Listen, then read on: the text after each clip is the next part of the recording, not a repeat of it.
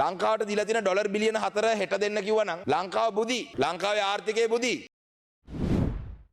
ඇත්තටම ඊටාම වැදගත් අමාත්‍යාංශයක් මං හිතන්නේ කුමාර ජයකොඩි ඇමතුමාගේ අතේ තියෙන්නේ පහුගිය ආණ්ඩුව පෙරලෙන්න සාධක වෙච්ච අමාත්‍යාංශය තමයි අද කුමාර ජයකොඩි ඇමතුමාගේ අතේ තියෙන්නේ. 2022-23 කාලයේදී ආර්ථික අර්බුදයත් එක්ක ඊටාමත්ම වැඩිම බලපෑමකට ලක් වෙච්ච අමාත්‍යාංශය තමයි. එහෙම නැත්නම් මේ අමාත්‍යාංශයේ වැඩ කටයුතු නිසා තමයි රටේ විශාල අරගලයක් ඇති වුණේ.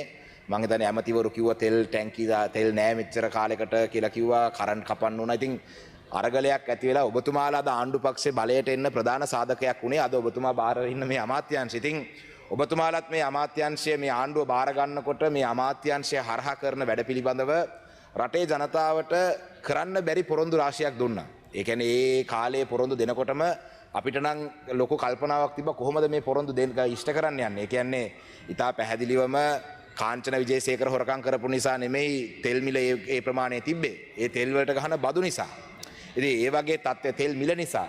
ඒ වගේ තත්ත්වයක් උඩදී සමහර දුන්න පොරොන්දු මත රටේ ජනතාව මේ ආණ්ඩුවට ඡන්දේ දුන්නා. මේ වෙනකොට ආණ්ඩුවට ඒ ඡන්දේ දුන්න පොරොන්දු ඉෂ්ට කරගන්න බැරි කාරණයක් තියෙනවා. ශ්‍රී ලංකාව හා සම සයිස් එකක් තියෙන එහෙම නැත්නම් සම ආර්ථිකයක් තියෙන යම් යම් රටවල් දිහා බැලුවොත් එහෙම ඒ රටවල් වල එනර්ජි කොහොමද මැනේජ් කරගන්නේ කියන එක පිළිබඳව අපි හොඳ අධ්‍යයනයක් කරලා බැලුවොත් එහෙම ශ්‍රී ලංකාවට හොඳ පාඩමක් ඉගෙන ගන්න පුළුවන් කියලා මම හිතනවා.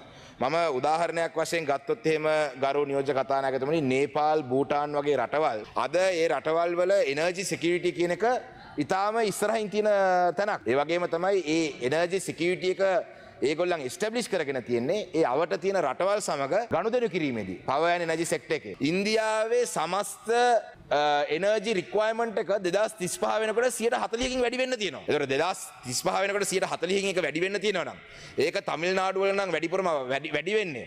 තමිල්නාඩු වලට උතුරු ඉන්දියාවට වඩා ලංකාවේ උතුරු පළාත ළඟයි නම් මේ ග්‍රිඩ් කනෙක්ටිවිටි එක හරහා අපිට විශාල වාසියක් රටට ලබා ගන්න පුළුවන්. දැන් මේක කියපු ගමන් ලංකාව තුළ ඉන්න ගෝත්‍රික මානසිකත්වයක් තියෙන සමහර කට්ටිය කියනවා අපේ ඉන්දියාවට අපේ එනර්ජි සෙක්ටර් එක බාර දෙන්නද යන්නේ.